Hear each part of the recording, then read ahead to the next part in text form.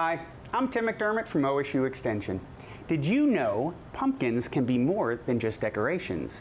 We're in the kitchen talking fall cooking on Extension Today. Extension Today is sponsored by the Ohio State University College of Food, Agricultural, and Environmental Sciences. We're in the kitchen today with my colleague Jenny Lobb. Jenny, what are we going to be doing with the pumpkins today? Well, we're going to make a pumpkin fruit dip. So I'm going to take this pie pumpkin, I'm going to roast it, and we'll puree the flesh and use that to make our fruit dip. And you may notice that this pie pumpkin is a smaller variety, and that's because it is designed for cooking.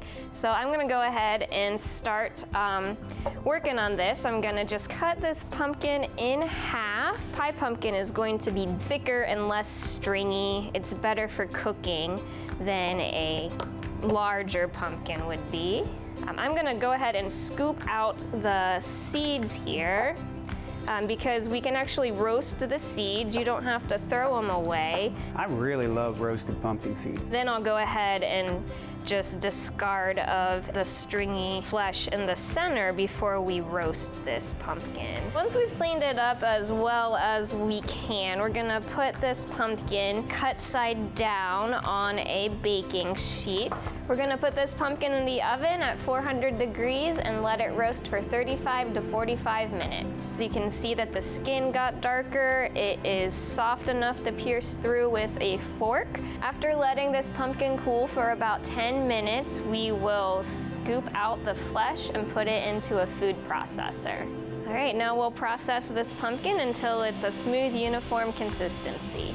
Now that we have our pumpkin puree, we're gonna make our pumpkin fruit dip. Start by scooping out 2 cups of the pureed pumpkin, and we're gonna add a cup of yogurt. We're gonna flavor it with a pinch of nutmeg and some cinnamon, and we'll give it a good stir. If you don't want to go through the whole process of pureeing your own pumpkin, you can use canned pumpkin as well, and you have an easy, tasty fruit dip.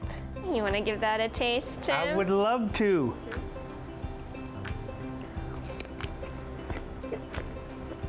I like it. It's got like a pie filling taste to it. Really good, like apple pie or pumpkin pie. Apples are great to dip, but you can also make a recipe on your own. And today we're gonna make air-fried apple slices.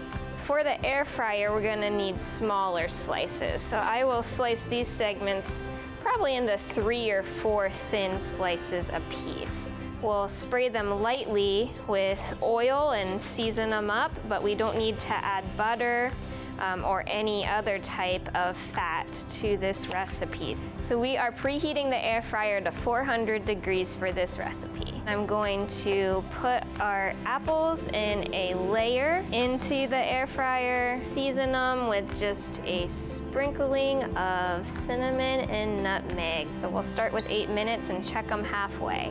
All right, so at the halfway point, I'm gonna check these out. Jenny, those apples smell amazing. They're looking good so far. The bottom is a little bit shiny, but not burnt, and that's what we want to see. All right, so these have been cooking for 8 minutes at 400 degrees, and it looks like they're nice and crisped up, starting to brown a little bit around the edges.